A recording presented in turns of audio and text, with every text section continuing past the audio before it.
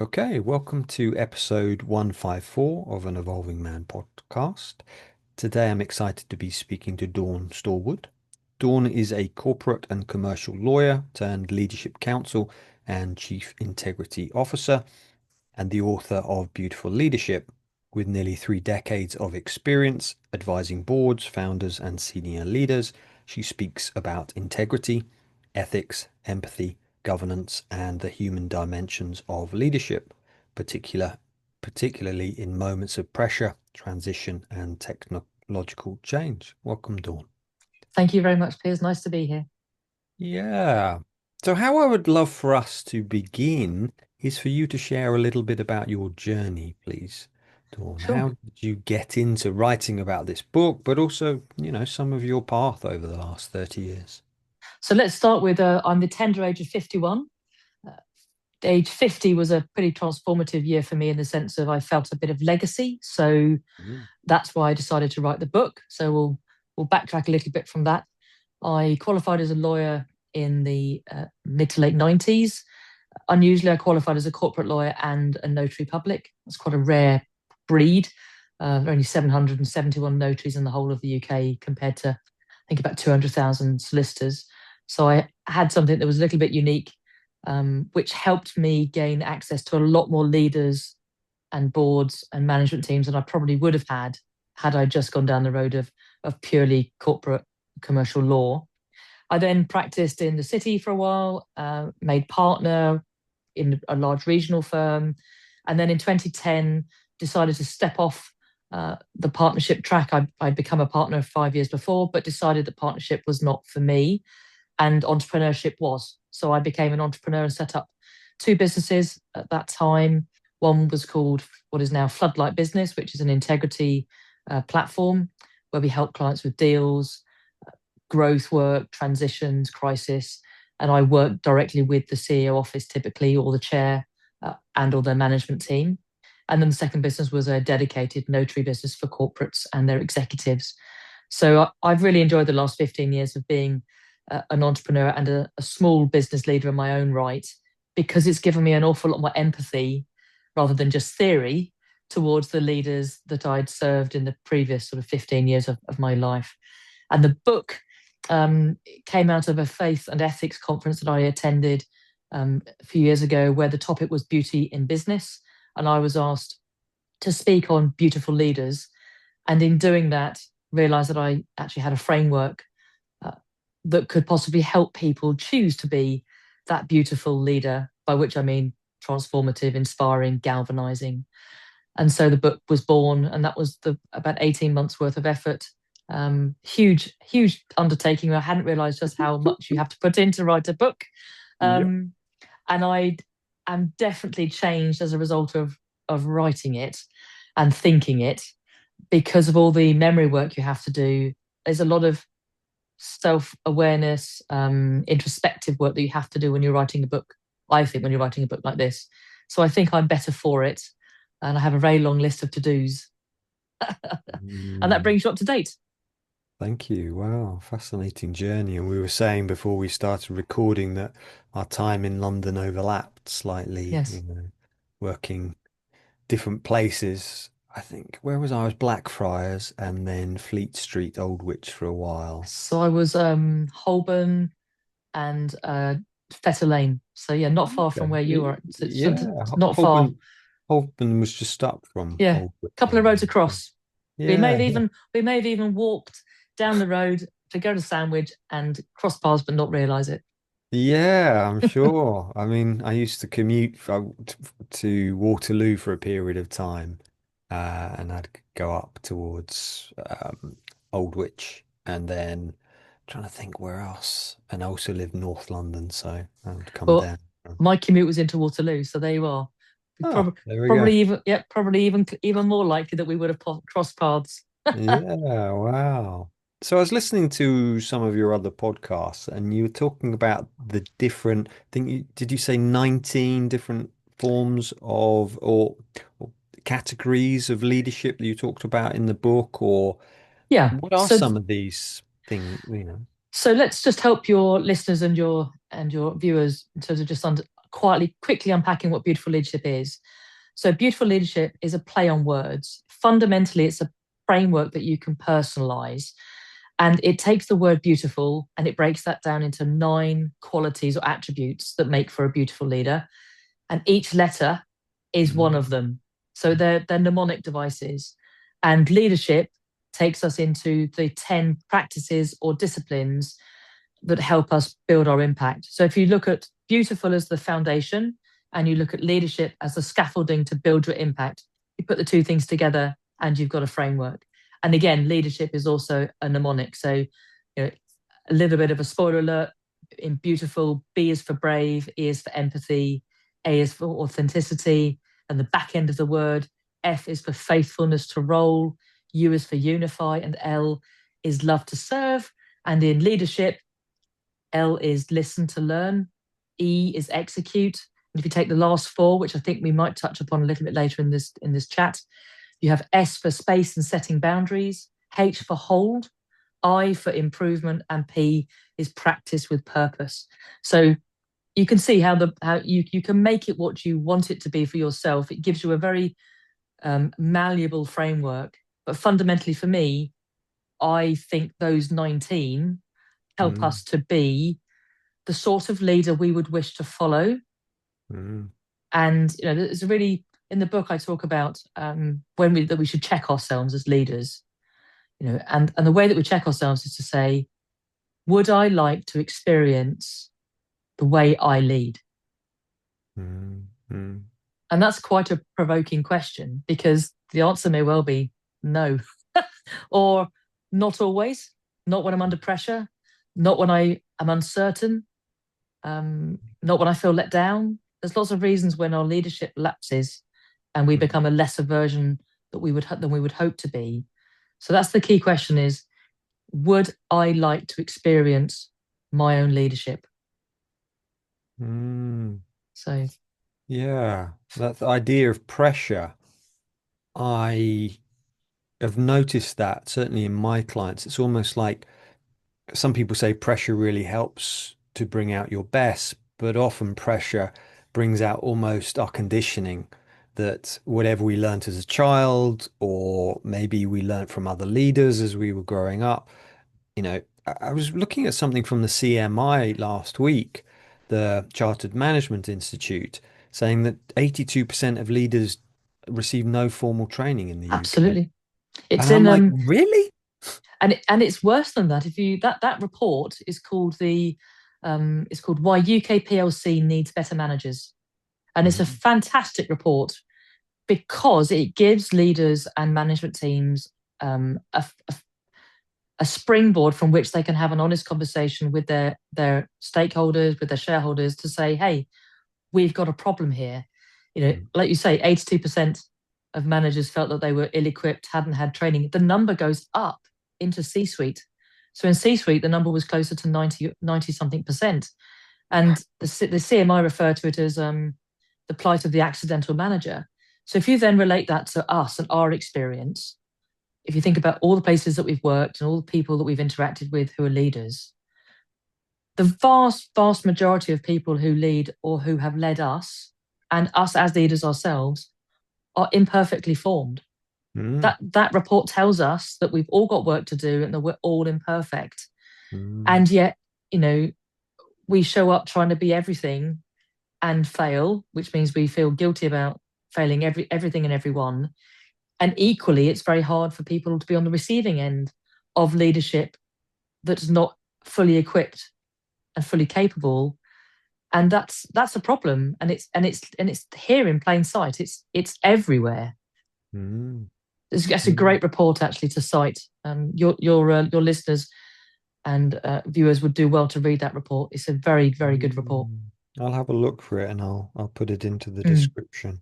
Yeah, it was interesting. I was being interviewed last week and I looked up also the US. It's only 29% in the US who haven't had leadership training. And I yeah. think 59% of it is emotional intelligence, which is in there. And I'm like, it's like we're so far behind at the Mm. moment in the UK. it would There, seem. there is a real um, commitment to leadership development in North America, and Mm, also in places like Singapore and other locations. I can't comment for other locations, but I know those two locations in particular. There's mm, a real sense of what do we need to develop this leader and the next three. mm. Yeah. Yeah, that idea of legacy, which I loved Mm, hearing you talk in another podcast you mentioned, really powerful. Legacy lies in the stewarding of what we are responsible for. absolutely. Yeah, Um, I think you know, I think leaders, the prime role of a leader, I think apart from what the strategy side of things and steering the ship in a crisis, I think the leader as coach is really important. mm, But being mm. able to be a coach requires you to almost shed some of your own limiting beliefs, work on yourself, but also create space and an environment that allows you to then be that coach. And I observe that a lot of leaders just don't have the bandwidth all the time and perhaps the permission to actually be that coach to Mm. other individuals in their team, their direct reports and the tiers coming through, because a true leader who coaches is an inspiration and they're contagious. Yeah, and it's almost like this difference. I think it's John C. Maxwell talks about that in his 21 Irrefutable Laws of Leadership. This idea you want to be creating other leaders rather than followers. When you Absolutely. when you're asking questions, when you're coaching someone, you're Mm. creating a leader. Whereas if you're just telling someone what to do, you create a follower. Well, you're helping your inbox a little bit by creating followers, but you're not helping your capacity. Mm, and and, mm, and leaders as capacity enablers and as coaches, it's fundamental, and it's also important for their own personal well-being, let alone um, the realizing the potential in other people around them. But that capacity build piece is probably the prevalent conversation of the day that I have now with mm, leaders. It's mm, how can I build capacity? mm. So I'd love you to share what do you say to leaders about building capacity, please, Dawn? Well, it's one of those boomerang conversations where they probably regret having started it in the first place, because because inevitably, if you say to somebody, in response, well, how do you think you build capacity? You end up going to a place that's quite personal, because Mm, truth be told is that there's part of the reason why leaders don't build capacity is because they might have an insecurity around doing so. And mm, that's not to say that it's about power or position. It could be that they've been let down in the past by someone that they did try to empower, or mm, they have tried to empower and someone has sort of not taken it and stewarded it well. So there's nearly always a reason why someone doesn't build capacity that's about them, as well as then tackling what might be going on inside the organization or into a particular individual as to why it's not working. So you have to get personal and have self-awareness if you want to build capacity, because the chances are you'll be part of the reason why it's not happening. And then I think the other point is to create the space. So, mm, you know, I've been this person in the past, and I still have moments under pressure when I become this person, when I go into micromanagement and I leap back in with my superwoman cloak on and wand, and I try to be all things to all people, when actually probably me trying to save the day isn't necessarily the best solution for the longer term. What might be more useful is if I'm coming alongside the colleague and helping them fix the problem rather than abrogating them from it. So I think space is very important. Setting boundaries and space is a key practice that I talk about in the book. mm, And if you don't create space and if you don't set boundaries, then people don't know where you start and stop as a leader, which means you'll end up with a whole bunch of things in your inbox or on your desk or in your mind that frankly shouldn't be there. mm, And boundaries are difficult. I think especially if you've been a founder of a company. So if you've built a business up and you've got to a size where you've now got professional management coming in, or not, but you've been growing individuals in your organization. There's always that reluctance to sort of to distance yourself, um, because you like being involved in the detail, you like the operational side of things, and most likely you'll probably be the best person in that moment to fix a problem. But it doesn't necessarily help you to have that approach. So space and setting boundaries and faithfulness to role. So understanding, that's in beautiful as a quality. So faithfulness to role, understanding where you start and stop and Mm, what your role is as a leader, which changes over time, mm, is really crucial. But that mm, requires time, doesn't it? You mm, can't do all of those things on the fly when you're completely immersed in the operation and you're beyond capacity. So creating the space and the time to think is really important as a practice. mm. It reminds me, I've been reading this book recently, Lead Yourself First by Mike Irwin and Raymond Kethledge, which talks a lot about that, give examples of people, leaders who've taken space. And as I was listening to one of your podcasts at the weekend, I'm like, oh, yeah, yeah, yeah, that reminds me of Mike Irwin. You also mentioned there about self-awareness, which is one of Daniel Goleman's one of the principles with emotional intelligence. How important nowadays is emotional intelligence in leadership, please, Dawn? I think it's everything, because at the end of Okay. the Yeah. because at the end of the day, you are stewarding people, Mm, mm, and mm, we are emotional beings. And contrary to popular opinion, we don't entirely leave one ego or persona at home when we come to work. I think there's always a blend of some degree of our home life, our private life, and our work life. And emotional intelligence of a leader really helps them understand the resources that they're stewarding, because the people element is a resource no different to the computer systems or the tech that the company decides to invest in. People are also a resource, and that human talent uh, needs to be understood, needs to be coached, needs to be developed. And so having a willingness to actually understand people on an individual level, on an emotional level, is very helpful. Also, as importantly, is the leader understanding their own emotional makeup and psyche, background, triggers, biases, because it helps us not get in our own way. It's I can't so if you and I had an altercation and a disagreement about something, Piers, I can't control you, but what I can control is how I react to something you might say or do or not do, but only if I've actually taken the time to do the work and actually mm, understand who I am. So over the years, I had some burnout. We talked about that actually, before we started this podcast. I had some burnout in 2018, and I'm so grateful for it, mm, because it forced me to have some very uncomfortable conversations with a business psychologist who we uh, know in our family as Dr. Marge. And I had some really interesting conversations with Dr. Marge for a period of a few months. So I carried on working. So I was running my own business, um, and learned along the way how I was showing up in certain scenarios, or if I was being triggered by certain people or certain situations. And it was so worthwhile to go through that, to get the insights about myself. And I've had a executive coach on and off ever since, because it's helpful, to make sure you're not getting in your own way. mm. It's not a Yeah. weakness. It's not a weakness at all.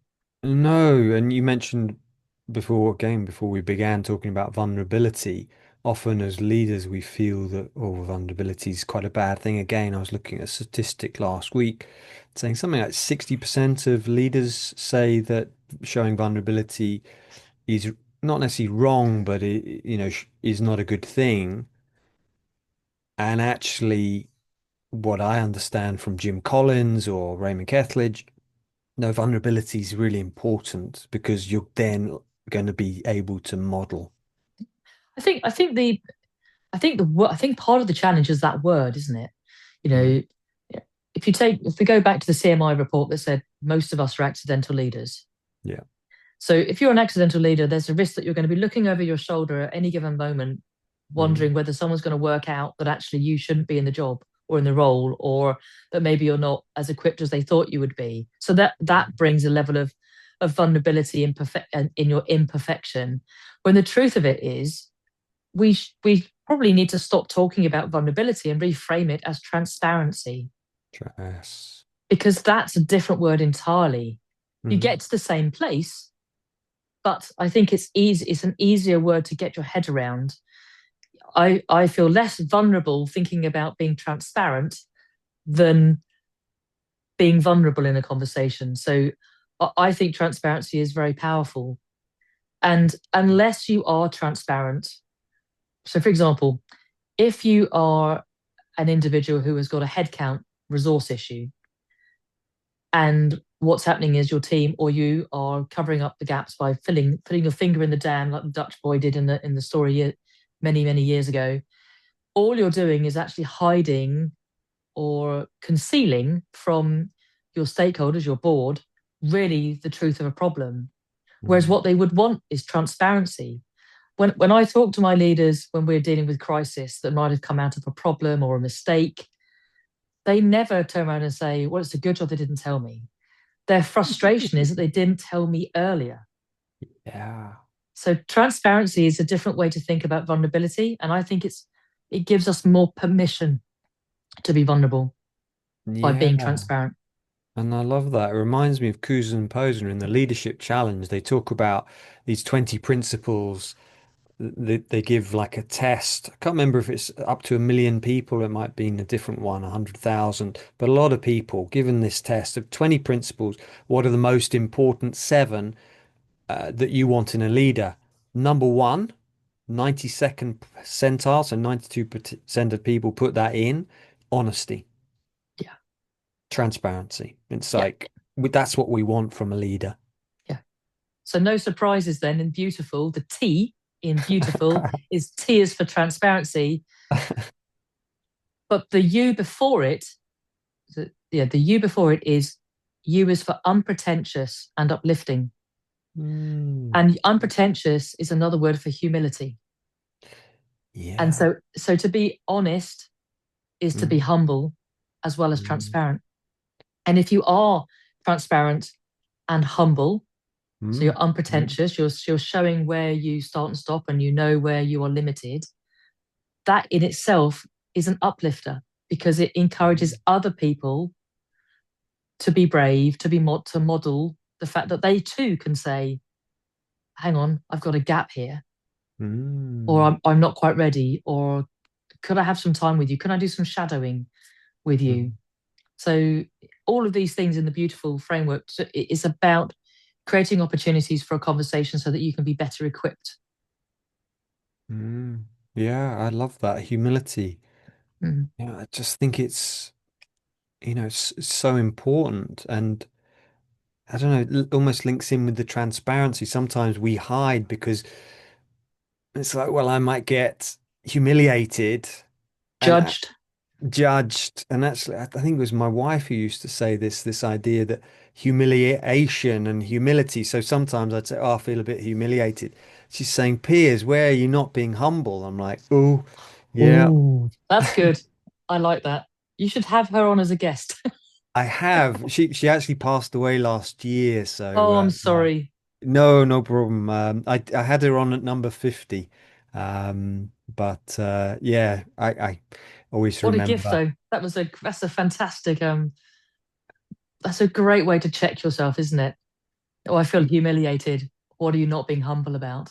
Wow. Yeah, it's Yeah, that's almost really out the good. same root. It's obviously same Yes. Latin or Germanic root. So I'd be fascinated to see where it does come from. But yeah, it's helped me going, oh, I feel really, oh yes, I put myself on a pedestal or something.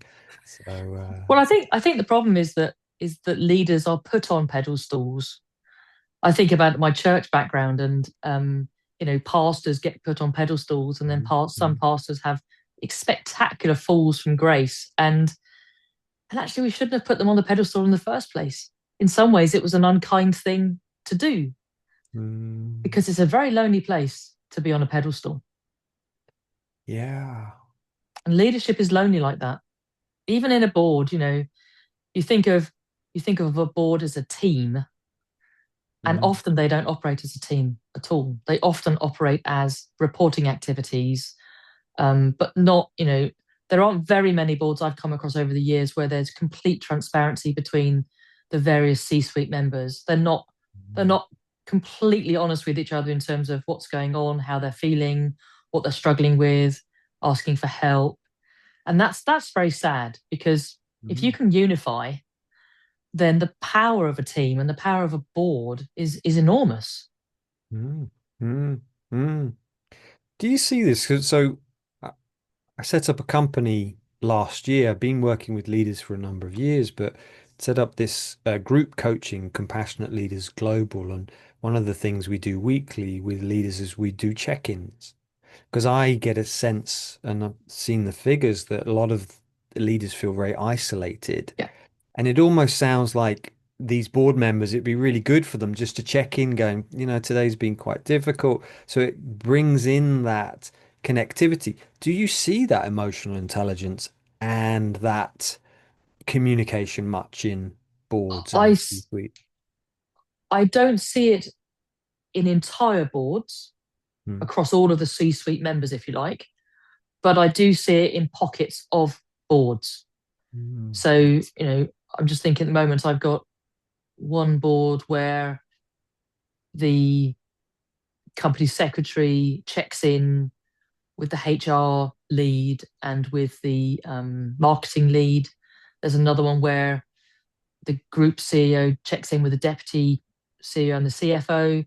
But what I don't see is it across every member of the team. And I suspect that's probably because the individuals who choose to do that are more naturally EQ'd mm, than others might be. That might be one reason for it. Or somebody might feel a bit more sort of reticent to do it for whatever reason. So again, it comes back to makeup and knowing who we are. I think one thing I want to make the point, because I think it's quite important, is beautiful leadership as a framework isn't telling any of us to be brilliant at 19 things. yeah. We don't have to have the 9 qualities and the 10 practices nailed.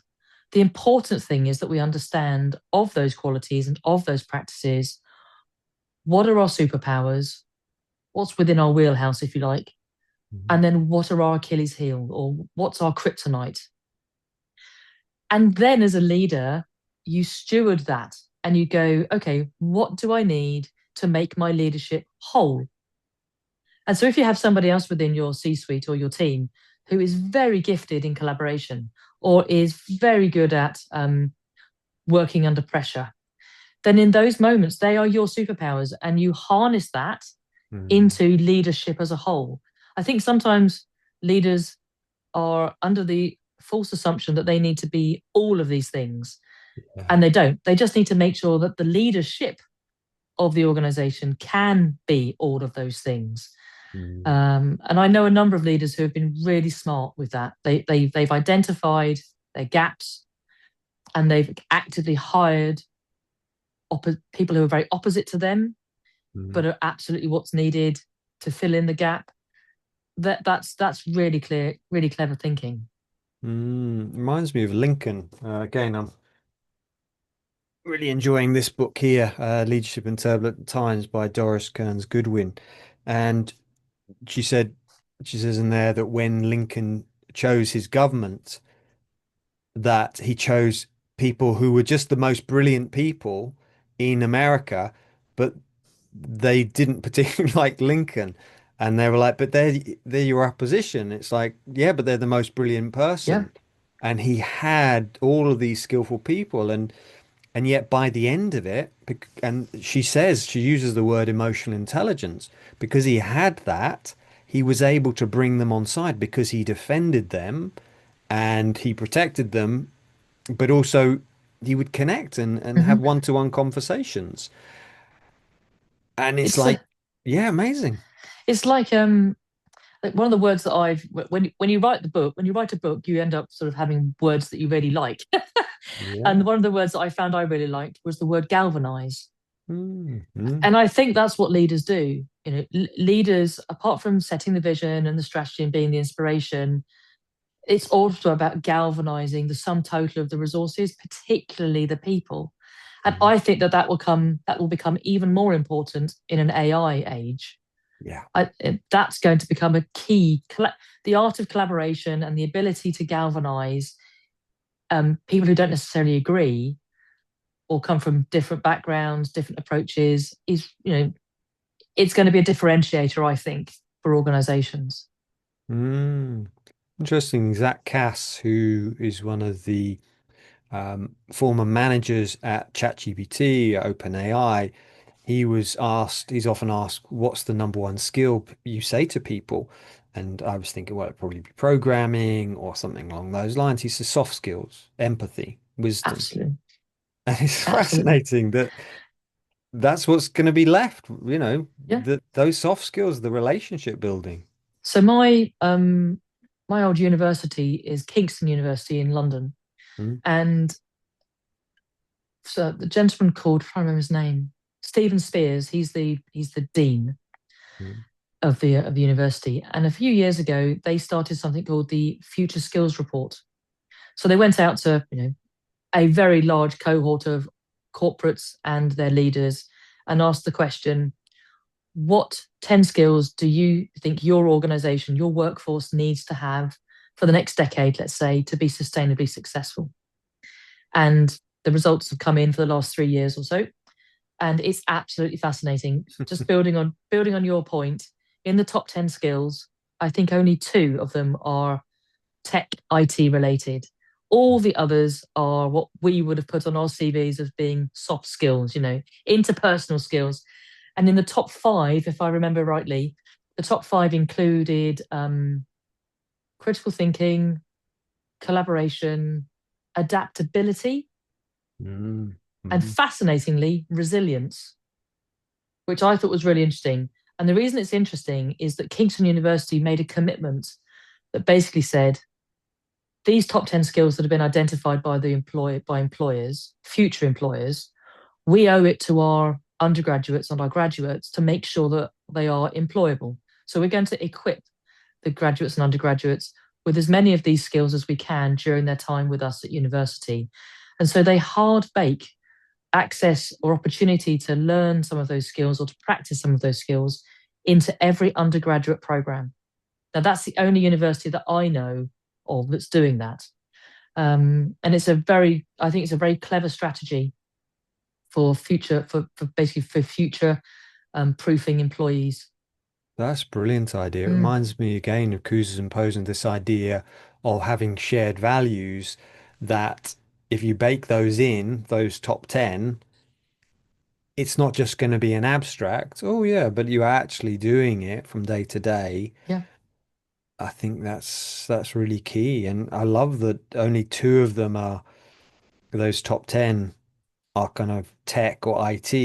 And I Mm, think that just brings that back for me to Daniel Goleman and his research around EQ, saying that EQ is twice as important as technological skills or technical skills. Because yeah. like you say, it's like, well, it's all about relationships and Yeah.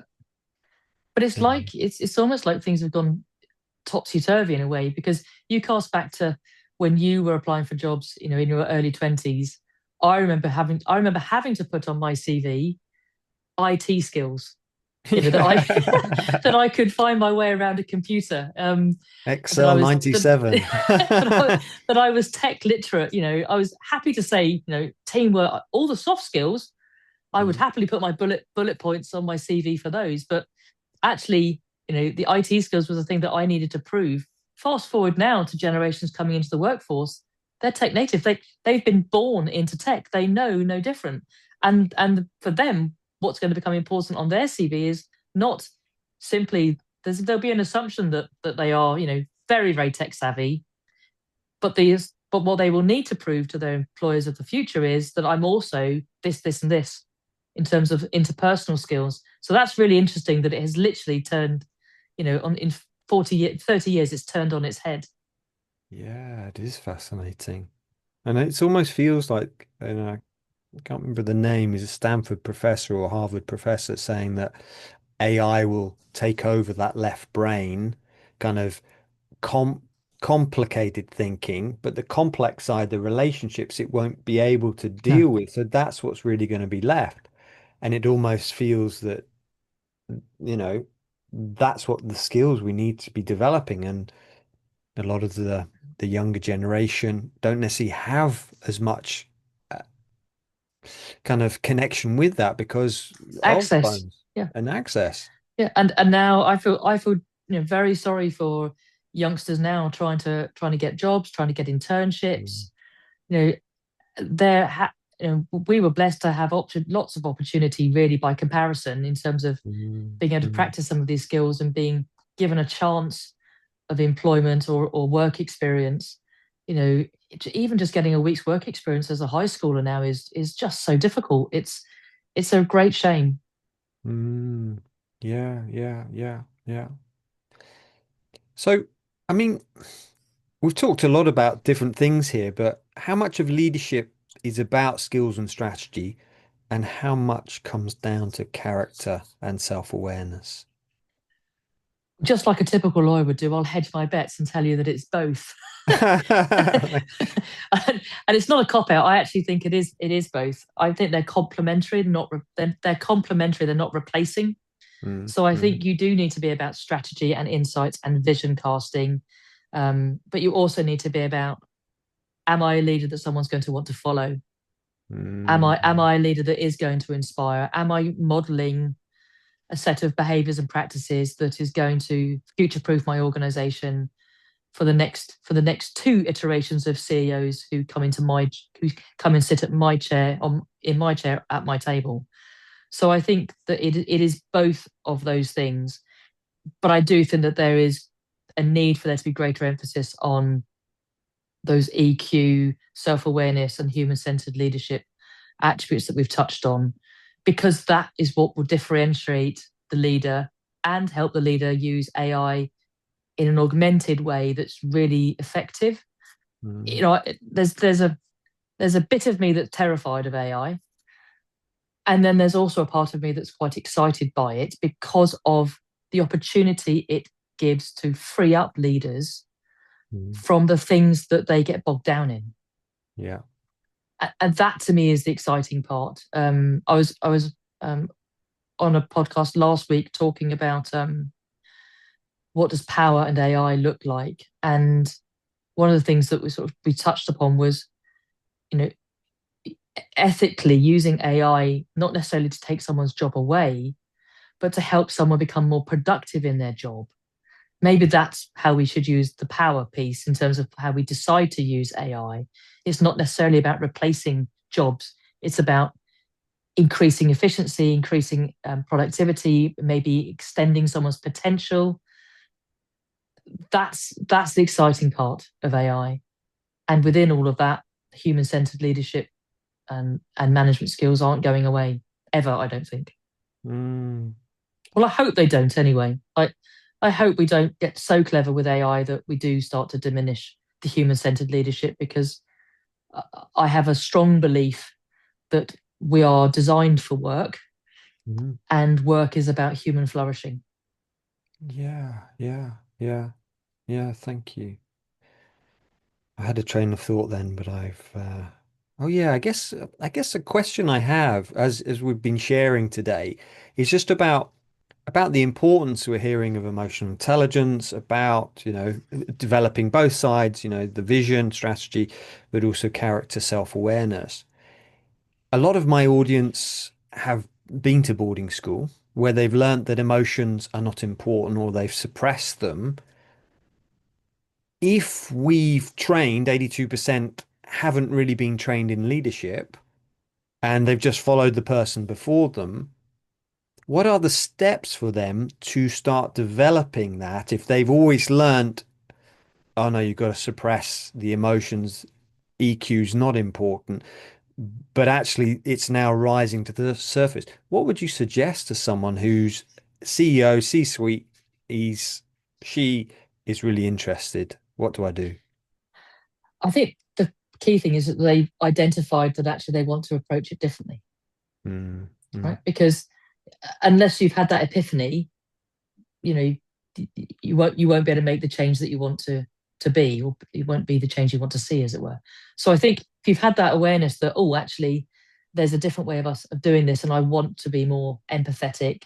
I want to build my capacity for listening, my ability to be transparent, to be authentic. And I think probably the best way to do it is, if you've not had exposure to people in your education life or maybe your private life that model that, is, look to biographies, autobiographies of business leaders who do show some of those attributes, and see if any of that resonates. I think we can learn a lot from how other people have done the journey in leadership. And my little library at home is full of books of the likes of Richard Branson and all manner of people, who I found really sort of helpful in terms of. And I think when I say helpful, I think where they were all helpful more was when they were vulnerable. Actually, just thinking about it, it's not when it was all going well. It's when they put down on the page what they found hard and what challenged them. mm, That mm, that to me is really powerful. So I would look at, biographies and autobiographies of leaders and see if that inspires. It should certainly give you some confidence that they too had challenges that they've sought to overcome, or approach things in a different way, or they've chosen to prioritize empathy, self-awareness, transparency, etc. So that would be one thing I think you could suggest to your listeners and viewers to do, is to go to the library. Yeah, there's some great books. I do have Mm. a few of Richard Branson's. Um, this is this one here. Um, Yes, yes, and ditto. I've got that one too. yeah, which is interesting. If you read his story about boarding school, I kind of originally got that for that. It's like it's really shocking when you read what he went through as a 7-year-old. And then I've got Business Stripped Bare as well, which is his one about business.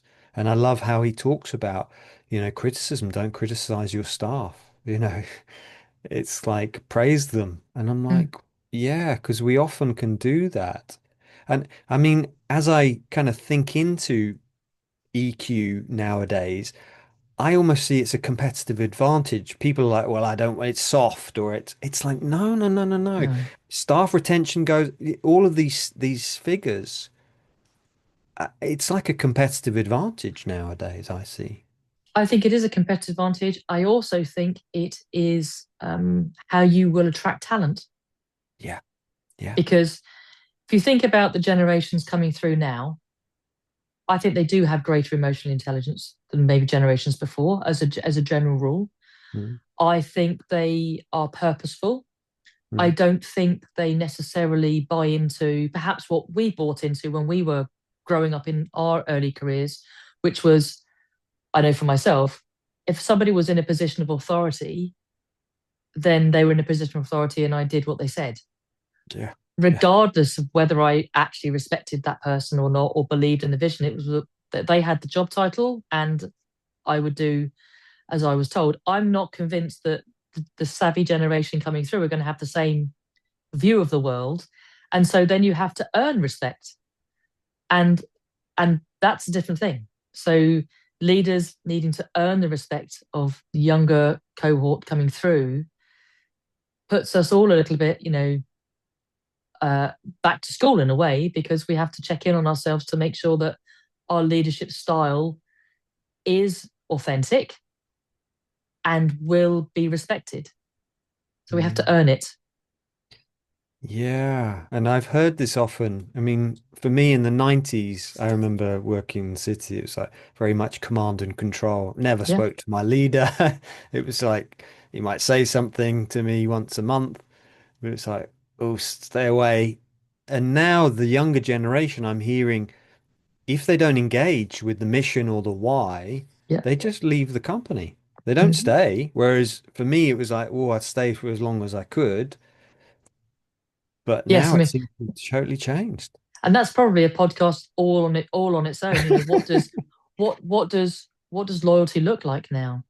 Yeah, Um, yeah. because I don't think that the a job for life or maybe two or three employers for life is necessarily how it's going to play out for those coming through into the world of work, either by design or by default or by choice. They might want to, move quite frequently, yet a lot of business systems and the way that we progress people, the way that we value people is still built on how long they've been with a company, not Mm. necessarily what are they bringing to us in this moment in time. So I think really understanding what loyalty looks like and possibly reframing it to reflect um, the generation coming through and actually hearing from people who of that generation, not us oldies trying to assume we know what they're like, would be very valuable.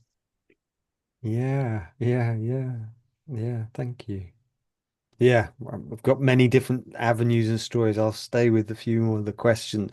So, peak performance. Many leaders push themselves very hard. What does healthy, sustainable peak performance look like compared with simply driving ourselves through pressure?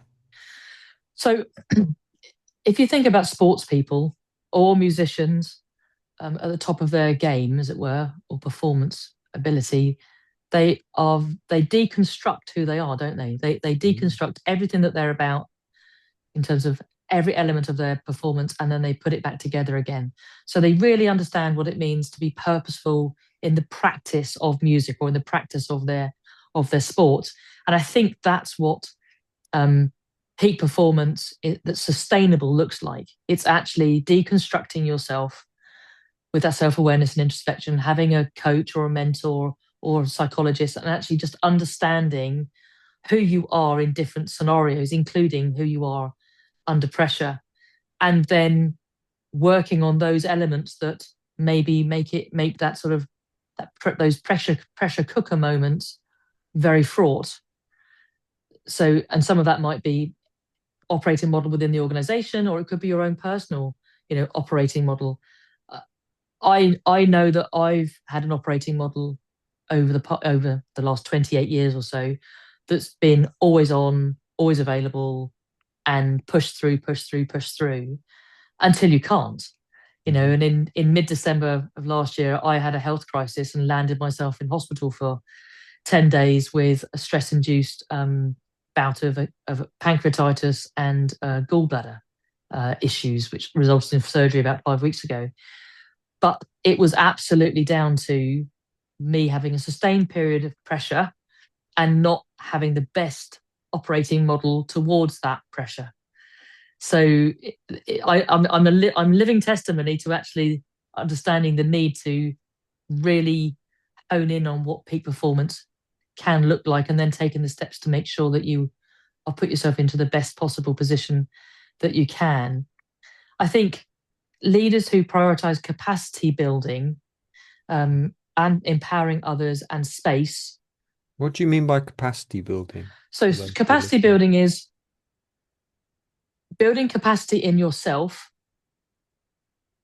partly through the inner work that you do about yourself, Mhm. but also how you build capacity through enabling other people. So I think that's fundamental to being able to manage pressure and have peak performance. Because in those moments of pressure, you simply cannot be all things to all people. And if you have been all things to all people, and all of a sudden you're not, then you have another fire that you're going to have to put out once you put this fire out that you're now dealing with. And capacity is the differentiator between being able to put out multiple fires and not lose sight of who you are, or just put yourself or your team under so much strain that it breaks. So that the capacity building for me is the number one. If someone said to me, "What's your wish list for leaders?" it would be, "Please build capacity before you need it." I Mm. talk to leaders often about capacity too late. Mhm. It's like, no, no, no, no. We should have had this conversation years ago, Mhm. and now we're in it, and we haven't got the capacity. And what are we going to do? So, number one on my wish list would be build capacity earlier than you need it. That would be the key way to have peak performance without driving yourself so hard you cause all sorts of problems to yourself personally or within your team. I think the other thing I would say is that empowering others doesn't mean that you all of a sudden create distance between you as the leader and the rest of the organization. It's not necessarily about creating layers of management team. It's about equipping and enabling and giving permission to the individuals that you know can do the work, that you can dig deep and develop because they've got the potential, enabling them to do that. And to do that, you have to give them space as well as giving yourself space. And part of the way that you give them space is space to fail and Yeah. also space to try to figure it out themselves. So that's where boundaries comes back in to Mm. managing pressure. Yeah, I Mm. think that's what I would say around those things. Is capacity is everything. Yeah, thank you. It Mm. reminds me of Amy Edmondson's work about failing, and also that Simon Sinek's The Circle of Safety, this Yeah, psychological safety that it's okay for us to mess up. yeah, And we're not going to get told off because often when we do that, and that's more the command and control model, what do? We hide the mistakes. yeah, Oh, yeah, everything's fine. yeah. And the leaders I work with when we're responding to deals, issues, or crisis or potential litigation, you know, concealment steals from the leader the opportunity to be strategic. Yeah. And so there are certain things that only the leader can do. One of the things that only a leader can do is actually make those key decisions in a crisis, and and basically protect the strategy. And your ability to protect the business and the strategy, or to make those pivotal decisions in a crisis, are diluted, if not eliminated, if you've not got time on your side or you haven't got all the facts. I often talk to management team members about equipping their leaders. So in other words, leadership isn't just a leading downs experience, it's also a leading up experience. So what can you be doing as an individual to help your leader be better on any given day should be something that we take into our days when we're at work. What can I do today that can help this leader be a better leader? What one small thing? And one small thing could be, if you want a decision out of a leader, give them the time to make the decision, understand the other priorities that they might have at the time that you're asking them for a decision. Check yourself as to whether you're too late, too early in terms of asking for a decision to be made. Have you fully equipped them? What information haven't you given them that they're going to ask for? Why haven't you given them that information? So why aren't you being fully transparent? Um, you know, all of those things help leaders be better leaders. So we all have a job, even if we haven't got a leadership title in our role. We all have an opportunity to lead our leaders to help them be better. Mm. It's a team effort. It goes back to Ye- the what makes someone's leadership whole. We all have a responsibility for it. Yeah, it reminds me of the Stanford professors talking about those five cultures.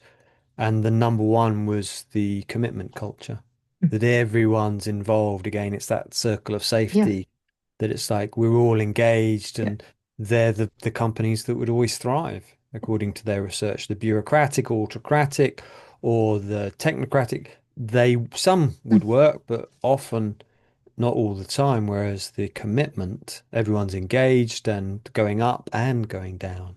Well, that's what you're describing is transformational leadership, isn't it? It's Mm. it's a sense that everybody has a responsibility. And that's how you build future leaders. If everybody's thinking like a leader in a way, um, Yeah. then goodness, that's exciting, isn't it? Now, some leaders might find that quite scary as a thought, but I think if everybody takes a bit more responsibility to help others, as well as also being accountable and responsible for what's within their role, that can't be a bad thing. No, no, it goes back to that John C. Maxwell idea of us creating not just leaders, but great leaders. Yes. And therefore, Yeah. suddenly you've got one person creating another 100 leaders. Yep. Suddenly, that's the exponentializing effect. It's like the Twitter effect, isn't it? Yeah, yeah, But Yeah. Yeah. I also get a sense that, this younger generation coming into the workforce, if I think about the graduates that I sort of am interacting with within the clients that I serve, they are collaborative. They they want to be trusted, so they possibly want empowerment too soon, Mm, not mm, necessarily keeping pace with their experience. But the fact that they want it and they want to be trusted and they want to be released into it, um, if that's harnessed with the right boundaries, then there's potential there for a future equipping of an organization and mm, building, and goes back to that word again, capacity building. yeah. So the future, you've mentioned a little bit there. Yep. What's your vision as a leader for the future?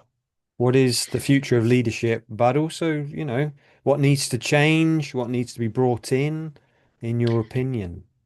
I think we've touched on a little bit of it already across this varied conversation we've had. But I think we need to understand the role we play as a leader in an AI enabled world. Mm, And that takes us back to the human skills and the emotional skill set, and really focusing and prioritizing that.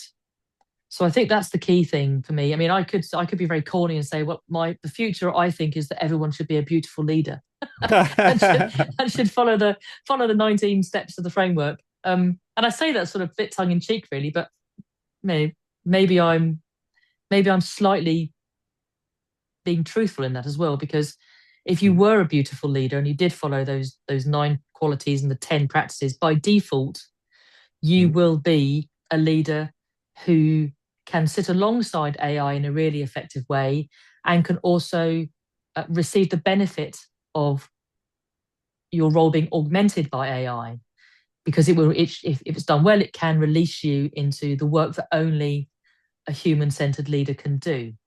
mm, So that's what I think the future could look like.